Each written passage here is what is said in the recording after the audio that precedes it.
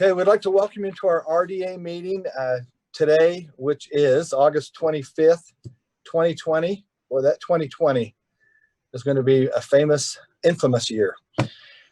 I'd like to read an opening statement. As chair of the RDA, a redevelopment agency of Murray City, I, Brett Hales, have determined that due to the continued rise of COVID-19 case counts, holding an in-person meeting with an anchor location presents a substantial risk to the health and safety of those in attendance. Under these circumstances, House Bill 5002, House Bill 5002, an amendment to the Open Public Meetings Act allows for electronic meetings to be held without an anchor location so long as the public has an opportunity to view the meeting and submit public comments. We are holding today's RDA meeting via video conference, and the meeting is being live streamed at www.murraycitylive.com. That's www.murray, M-U-R-R-A-Y, citylive.com. If you have a public comment to submit, which we will have during the meeting, please do so now or before that time to email at rda@murray.utah.gov. RDA is Redevelopment Agency, rda@murray.utah.gov. Okay, now that we have that part of the business done, we will move on to the actual meeting. And we'd like to welcome everyone, members of the board, the mayor, our council. I am assuming he's there. There he is, JL and Jan and Jennifer will take roll. Everyone, thank you for being here. We appreciate it. We have approval of 2 minutes, two set of minutes. One is for July 21st, 2020, and the other is for July 31st, 2020. So I need to know if there are any statements, corrections, or anything, and if not, we would ask for a motion.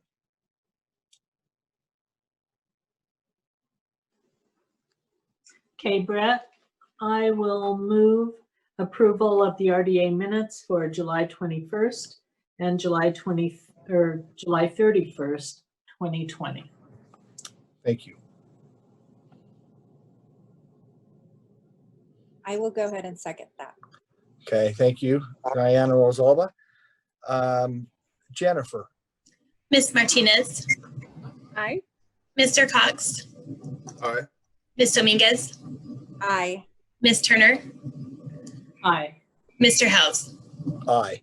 Thank you. Okay, so citizen comments.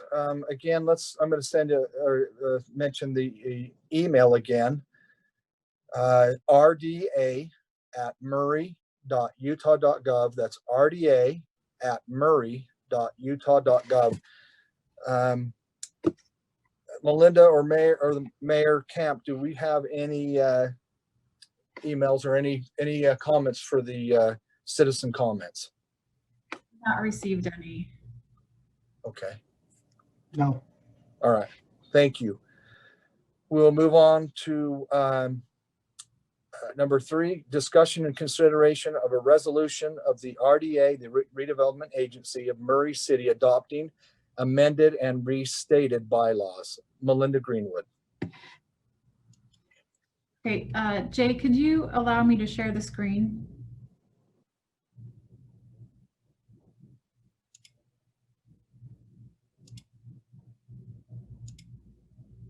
Jay?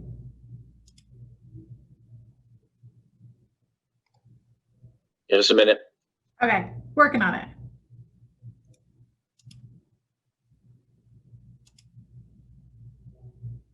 Melinda's just happy to hear your voice, at least. It's like, you start the meeting and get up and leave?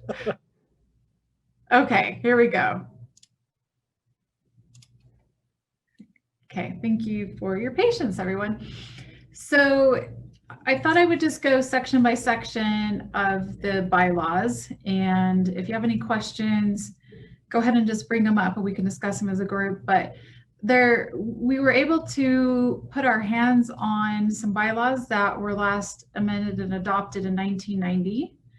And we weren't able to get a redlined copy available prior to the meeting today, but hopefully the explanation and discussion today will provide some comfort level with moving forward with approval. And if not, then we can, discuss, the board can discuss what other plans they would want to have. But in short, the bylaws have been updated to reflect current practices. When they were first put together in 1976, there was a different form of government. And so they've just been modernized, and that's been the majority of the changes. So you can see here the name of the agency we've determined as the Redevelopment Agency of Murray City. And that again was adopted by the Murray City Commission back in 1976. And they weren't even called City Council back there. Then they were called the City Commission.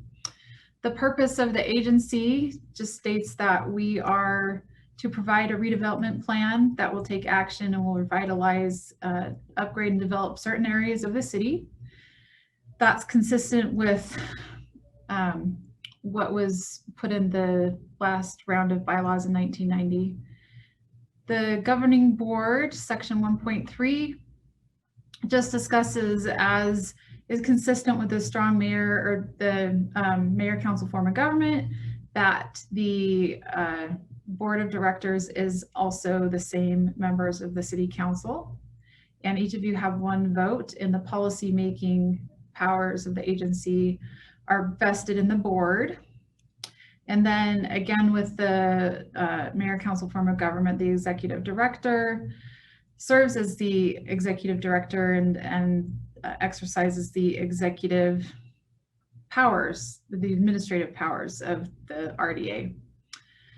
We do have a seal that we use on our official documents. I believe Jennifer Kennedy has access to the seal. I have a seal as well, so that's just a real simple item. The office of the agency is now, this is one of the changes that was made from 1990, is we have designated an actual address of 5025 South State Street. So when we move over to the new City Hall in a couple of years, we'll need to update that.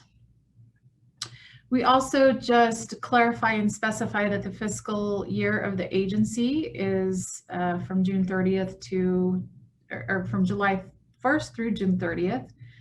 And I don't believe that was in the old set of the bylaws, but that was something we felt like was worth putting in there to clarify. We also have put in the bylaws that we will conduct an annual audit. Again, this is a practice that we already have going with the audit that we perform on behalf of the city each year. They simultaneously conduct an audit with the RDA budget as well. We also just discussed the process that the agency reviews and approves an annual budget in accordance with the state law. We also stipulate that we will file all of the required reports that the RDA must submit in accordance with state law as well. And then the RDA is required to annually renew its registration with the Lieutenant Governor's office. And so we've just put in the bylaws that we will complete that obligation as well. So Article 2 just goes over in a little bit more detail the responsibilities of the board members. And again, I feel like I'm kind of talking pretty fast here, but if you have questions, feel free to just interrupt and ask.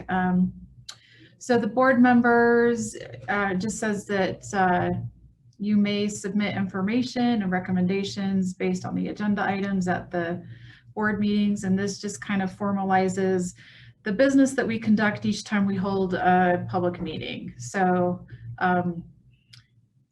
the additional duties can become as assigned if we create a board resolution. So for example, if we were to have a need to create some type of a subcommittee to study a certain issue or something like that, then we could do that by a board resolution. I believe in the past they have done that when they formed a new RDA area. and they needed to have individuals serve on the taxing entity committee board.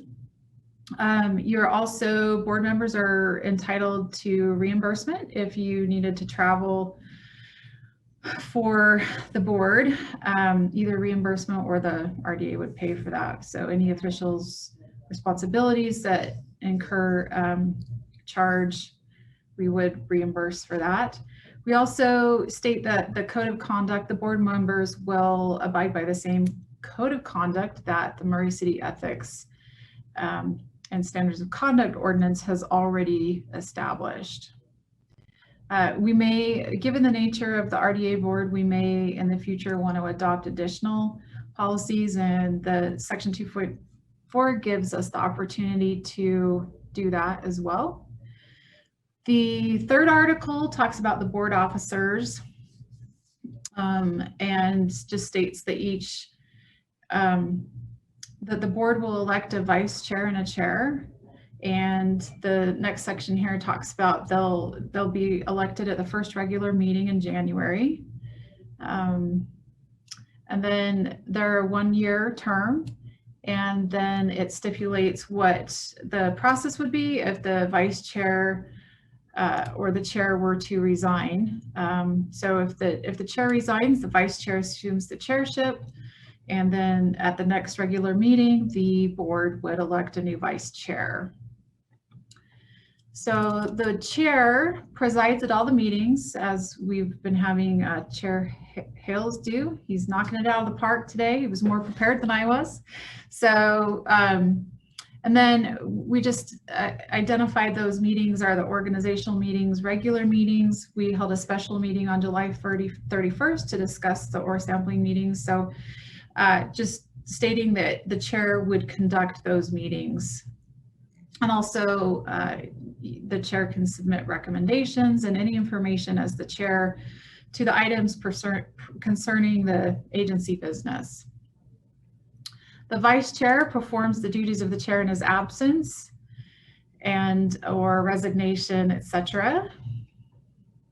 And again, it says that the vice chair would automatically become the chair should the chair not be able to fulfill the term of the office. And then there's an explanation here on if both the chair and the vice chair were to become vacant, the board would elect successors at the next RDA meeting, and those would be for the term that was left unexpired for the chair and the vice chair. So again, as is consistent with the mayor, council mayor form of government, the executive director would be the mayor of Murray City. So that is how we have structured things, at least during the time that I've been here. The mayor is the executive director, and he administers the authority over the executive and administrative affairs of the RDA. And let's see. So that includes items like negotiating contracts and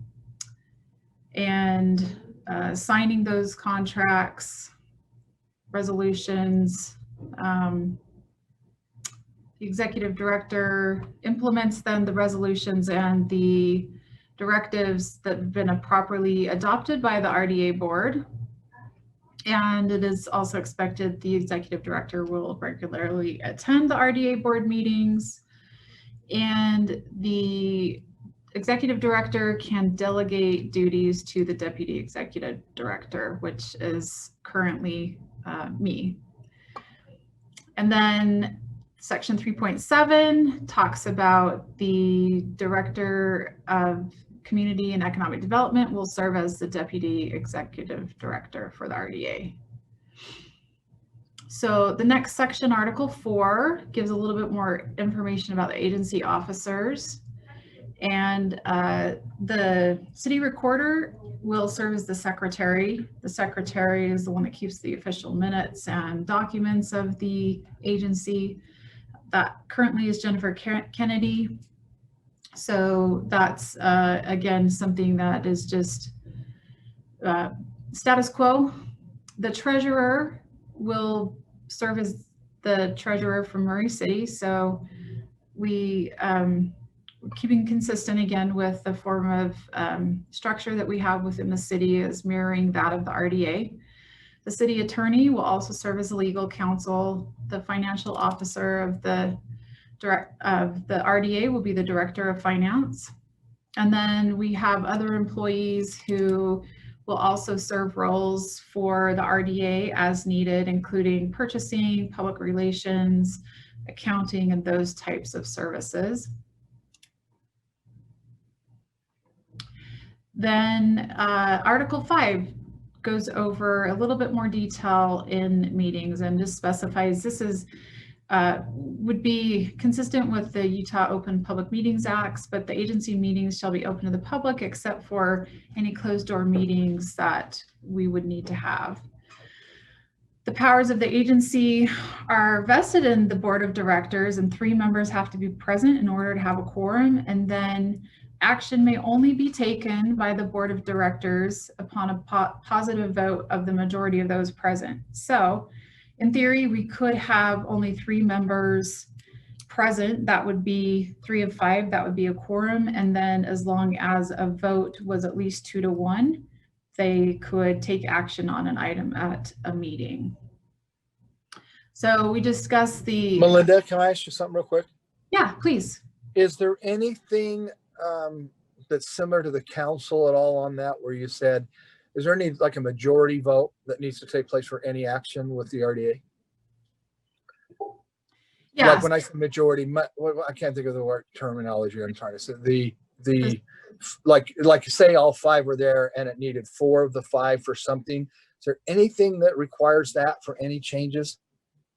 Not in the bylaws. Okay. So I suppose that we could, the next step of this process, we'll start looking in more detail at policies. Okay. And I suppose, you know, we could implement some type of a policy that could require a supermajority for a vote.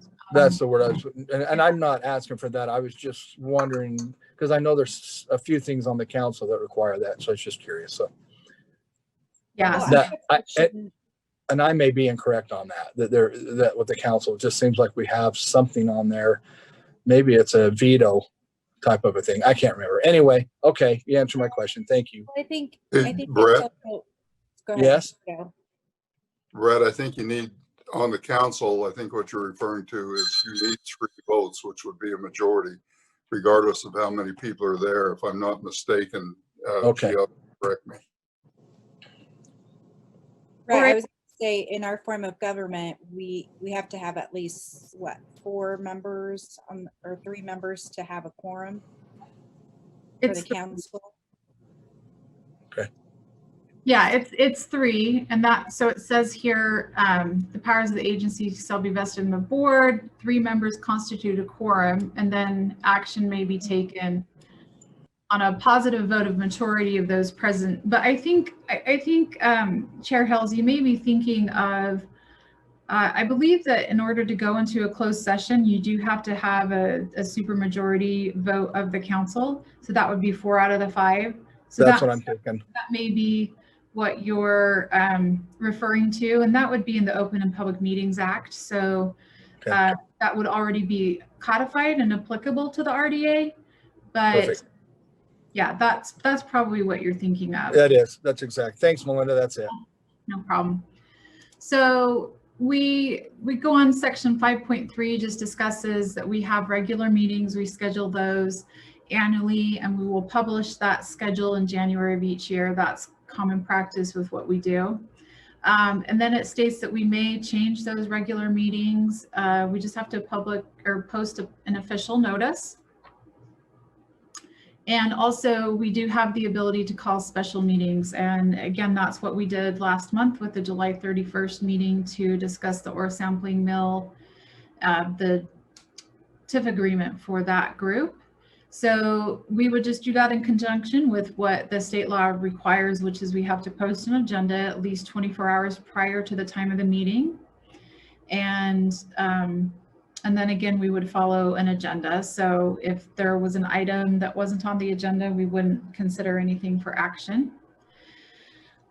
We do have an ability to have emergency meetings that we could do in less than 24 hours. I have a hard time envisioning a situation where the RDA board would need to enact that provision, but we do have that allowance through the bylaws. So, and then section 5.6 does go over the closed meeting sections, and this refers back to the conversation we just had a minute ago. A closed meeting may be held if a quorum is present and upon the affirmative vote of 2/3 or the supermajority of the members present. And then we just state that we'll follow the closed meeting laws and only hold a meeting for the purposes of those laws. We also would have an opportunity in here to hold a work session with some of the items we have coming up in the future. Could be pretty complex with some of the development agreements, and so we may want to have a work session. We've kind of been doing somewhat of that in the regular meetings with giving a presentation the month before. We're asking the board to have action, but just wanted to note that we do have that opportunity to hold a work session. And then we're also just giving detailed information about meetings. So the expectation, as it is with City Council, is that the board of the board or the executive director can submit recommendations and information based on the agenda items on each meeting. Section 5.9, we just go over and state that we will follow Robert's Rules of Order. Although we do say that we won't deem any action of the board invalid if it's not strictly compliant with Robert's Rules. That can get really complicated. So it gives just a little bit of flexibility. And then, sorry, section 5.10 talks about having the chair approve the agenda. And the practice has been that the executive side of the RDA has been preparing those agendas and then giving a copy of that agenda for the chair to approve. And we're also listing in the bylaws that we will commit to having a copy of the agenda and the packet, all the supporting information available to the board at least 7 days prior to a meeting. In this instance, we were able to get information, the packet out about 14 days before. So we'll shoot for a minimum of 7 and hope that we can get it to you in advance of that. I just realized we're missing a period right there at the end of that sentence. Also, we're just saying that if we do need to hold a special and emergency meeting, we will get that information to the board as soon as we can have that available. And then just another agenda approval, the formal agenda is approved by the chair. In general, it's not necessarily listed on the agenda this way, but we wanted to list out the order of the business for the RDA meetings. We call to order, we discuss and approve the minutes. If there are minutes, we have added a citizen comment section in. Then we'll talk about the scheduled items, which are the items that we list on the agenda, and then we will adjourn the meeting. 5.13, this is where Jennifer Kennedy comes into play, but official books and minutes of resolutions. So the executive director shall cause official books and minutes to be recorded and maintained. And Jennifer Kennedy, as the city recorder, is the one who is doing this work. She does a great job with that. And also we just keep them in a numbered fashion so they're easy to keep track of. We're almost to the end. So section 6 is a discussion on or information on how we would amend the bylaws. So it states, and this would be a great thing because again, I was unaware that we had bylaws on the books from 1990, but we will review the bylaws annually, and any amendments for the bylaws will need to be done by a majority vote of the board. And we can do that at any meeting, whether it's a regular meeting or a special meeting. And we will submit all additions and amendments to the bylaws to the board in writing. So the last section is just basically the approval of the agency, and they would be, they would go into effect as soon as the board approves them. So pretty simple, straightforward as far as the current practice that we are working with, just modernized. Again, if there's any questions, I would be happy to answer them. GL also has some great insight as legal counsel if there's questions that he could answer.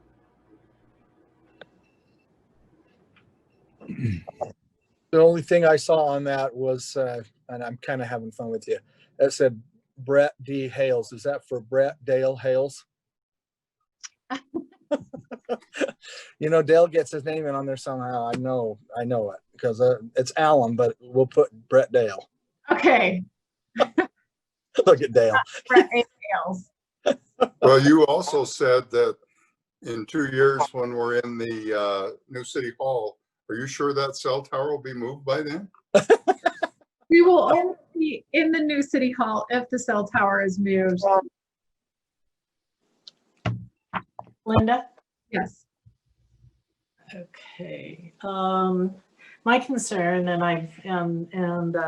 I mentioned it via email, is that we don't have the original, well, we didn't receive the original bylaws that you're updating, right? This is an update amendment kind of thing. I mean, I think it's great you're doing that, but what I would appreciate is to have the bylaws, the 90 or 92, wherever they're from, and then have the update. And so we can see where we came from and have some idea what we're changing. Okay. Do you know what I'm talking about? Yeah. You can see the additions and the deletions from the original bylaws. Yeah, so we did include the original bylaws in the packet. It was a scanned copy that we had found. We were not able to include in the packet a redlined version, which is I think council member or board member Turner, what you're referring to is having the track changes, the redline version. So just given the nature of working off a document that's 30 years old, that wasn't readily available, but we will work on putting together a redline version and probably can have that done through the end of the week. But again, given the nature of the age of the document, it just wasn't readily available. Normally it is. Right, and I didn't understand that. GL kind of updated me on that, but I think it's important that we see where the deletions are, what the additions are prior to approving it. I wouldn't feel comfortable until I was able to see those things. I'm not sure how the rest of the council feels, but I think that's important when approving policy.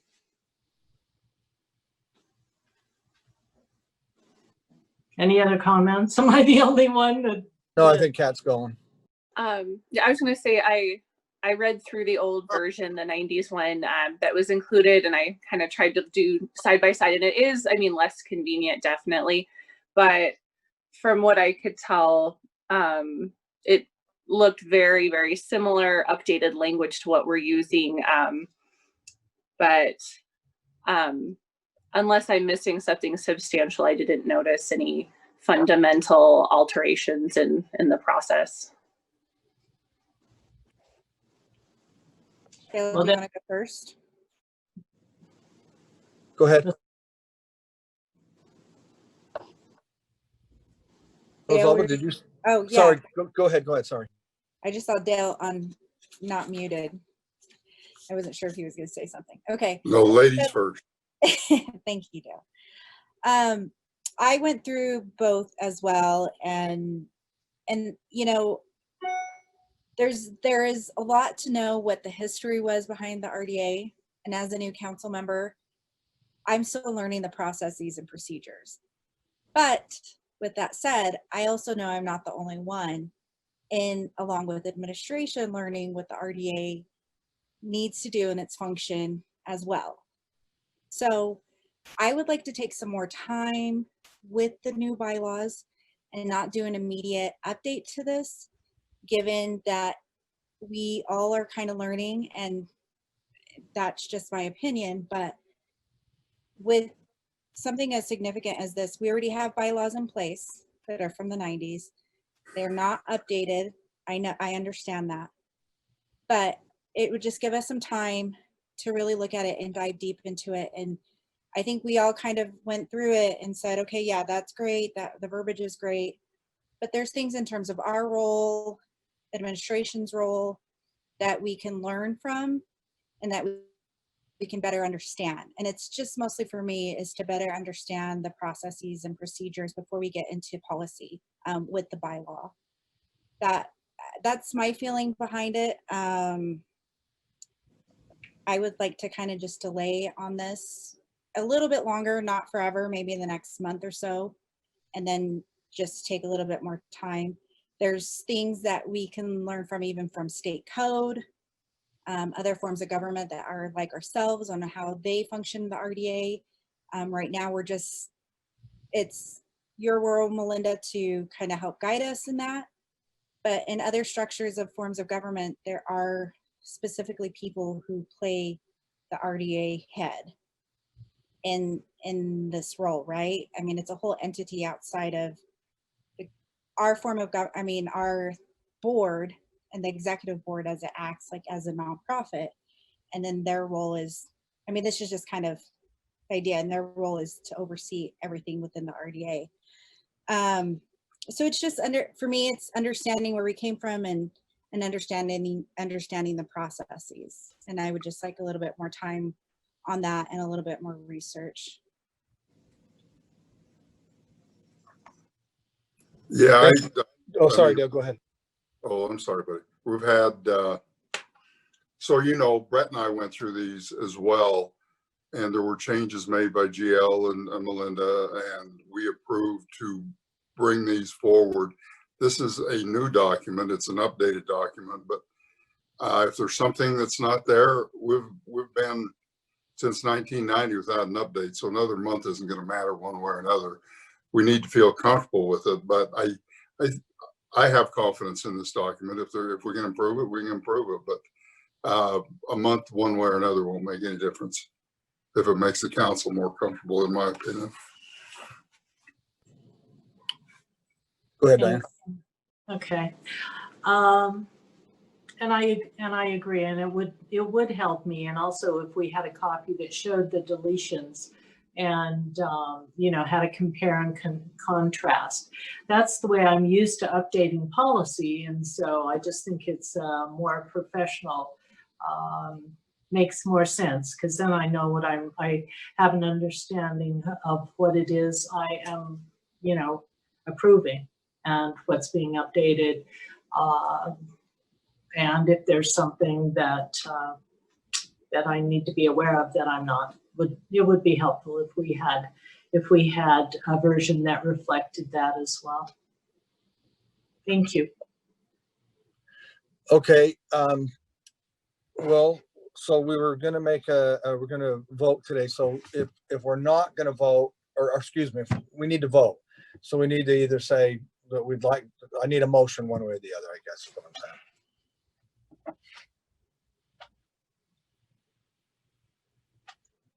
Okay, Brett, I'll give it a shot. How about if I would move that we continue this until next RDA meeting. Melinda, when is that? I think that's the 17th of September. Linda, does that do anything as far as, are you concerned about that, waiting another 3 weeks to do that? Not at all.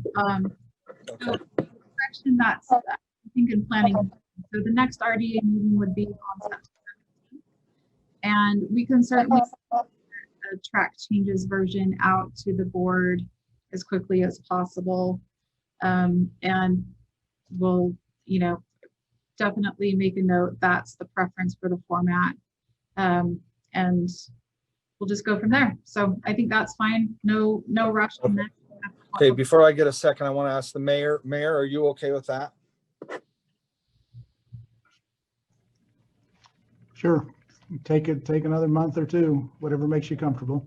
Okay, thank you. Okay, then the motion is, and correct me, Diana, if I'm incorrect, is that we move the consideration of a resolution of the redevelopment agency of Murray City of adopting and amending restated bylaws until Tuesday, September 17th, which will be our next RDA meeting. Is that correct, Diane?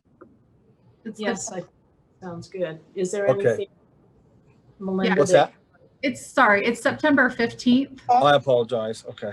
No, September 15th. So whoever seconds that, if you please just read that and correct that and put the 15th of September.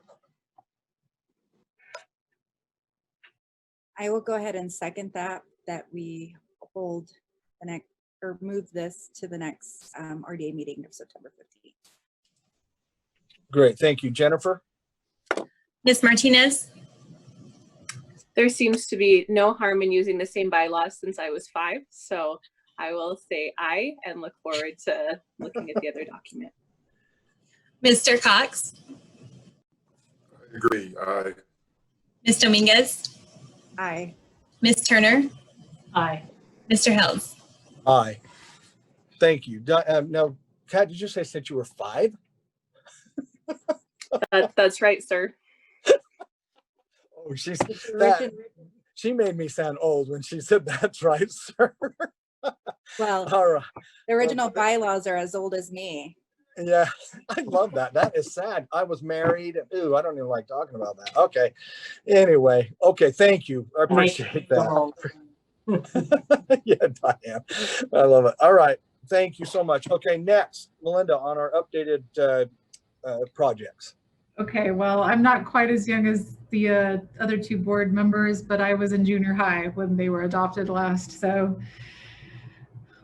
just a few quick project updates. We have a signed and fully executed ore sampling mill agreement, or the Jesse Knight Legacy Center. So that is very exciting.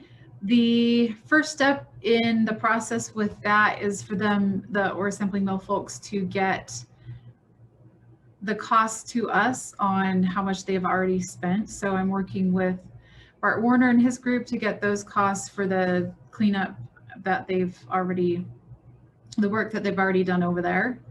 And we will gather that information and keep it on hand and compiled for in the future when we're ready to do TIF payments to them. 4250 South over in the Fireclay area has all of the utilities in place. The curb and gutter is now in place, and we anticipate that road will be paved next week or the following week. So we will have a fully functioning connected through street over there on 4250 South. So that's great. The Avita Starwood Group is working on getting their building permit to construct the parking lot over there. And for the Think property, that the property just south of the fire station that we intend to sell to Think Architecture, we now have the phase 2 underway through the Brownfields Coalition grant, and anticipate the phase 2 will be back probably by the end of this month. And then we will move forward with getting a cleanup cost estimate on that property as well. So those are the updates I have. I should also mention the RFP for 48th and State Street. We have scheduled a second round of interviews. We're going to bring 2 firms in to conduct those interviews.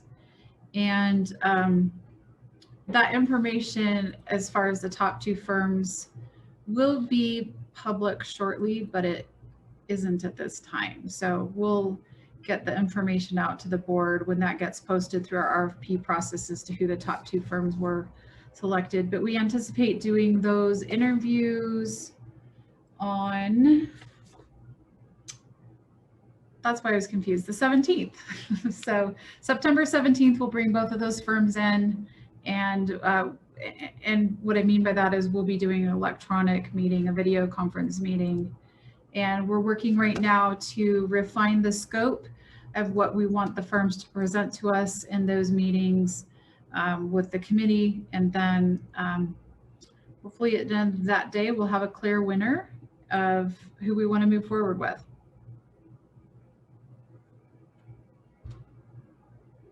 Any questions I could answer? Can I ask a question? Sure. So you get down to 2 and then interview them, and then the final choice is brought to the RDA. What is our role from that point in that process? So what we anticipate doing is initially entering into like an exclusive developer or an exclusive negotiation agreement with a top firm. So we would bring that agreement to the board that would just say, look, we'll give this group the next 9 or 12 months to negotiate through terms of an actual development agreement. And during those 9 to 12 months, we won't negotiate with any other firms. We won't put out an RFP on the property. And then when we get that development agreement to a point where we're ready to bring it to the RDA board, that's when we would bring that to you. And just as we did with the ore sampling mill, we would discuss that, present that, and the board would eventually hopefully approve the participation in development agreement. So through the process, at least through the next stage, we'll have the board or the RFP review committee, the chair and the vice chair of the RDA board are representing the board. We have the planning manager, public works director, the city engineer, myself. We've got Mayor Camp, Doug Hill, and Jennifer Heaps that are all on that committee. So we'll bring forward that exclusive developer agreement and then spend the next, maybe we'll get it done in 5 or 6 months, but we'll spend the next however long it takes to get an agreement finalized.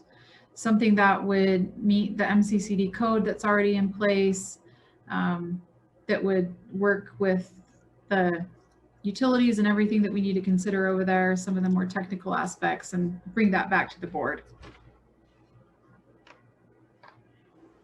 Thank you. Melinda, I'm curious, what if we don't come to an agreement with the selected developer for whatever reason, whether it's on their end or our end? Then what happens? So that's a distinct possibility. And so there would be a few options. We could go back to the second firm, the top 2 or the number 2 firm, and if we were interested in seeing if we could work something out with them, or we could completely just start the process over again with the proposal, or issue another RFP and see what different responses we may get. Okay, thank you. I was just curious. Yeah, good question. Melinda, so the top 2 will come to the board, right? No. Isabel, I'm clear. Yeah, so in the past, that is how things have been done, is my understanding. But with the government and the advice from legal counsel is that that is all of that. Determining which developer or development firm we want to move forward with is an executive administrative function. It would be the legislative function to approve the agreement. And so in that scenario, then the committee would be determining which firm to bring forward the agreement with, and the RDA would either approve the agreement or not approve the agreement, but they wouldn't select through the two firms that are on the short list. It would be the committee that would select that.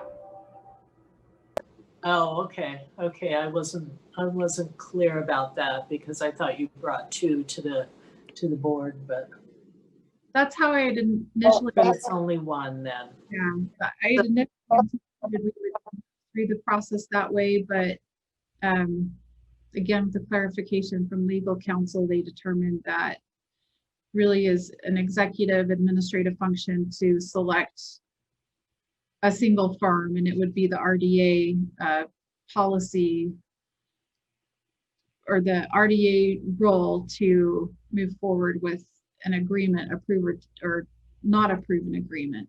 So that's the process that we're going to move forward with. I'm curious with other RFPs, and maybe Diane and Mayor Kemp, was that the process beforehand or yeah, Gio? It was the same process used when we went through that with the Dakota Pacific, exact same process. Okay, I was just curious. But we didn't get far enough Thank in you. it. Did we, GL, to actually make that determination? Well, if you recall, there were two firms that submitted RFPs, RFQ, I guess is what it was at the time. And the committee is the one who proposed to send what became Dakota Pacific forward with an agreement, exclusive negotiation agreement, exclusive developer agreement, I'm sorry, to the board.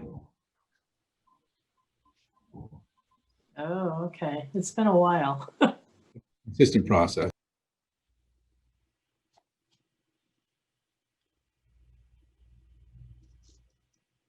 Thank you, Gio. Any other questions for Melinda? No? Okay. We're done then, right? I always say we're done yet before I say adjourn, so I can go back and say, oh, never mind.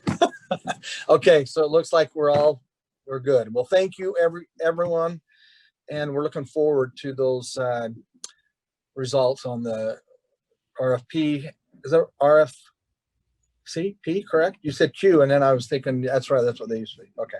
Anyway, thank you so much. We appreciate it, and Melinda, and Mayor, and everyone for all you've done on this and the committee. Okay, we stand adjourned until September 15th. Thank you.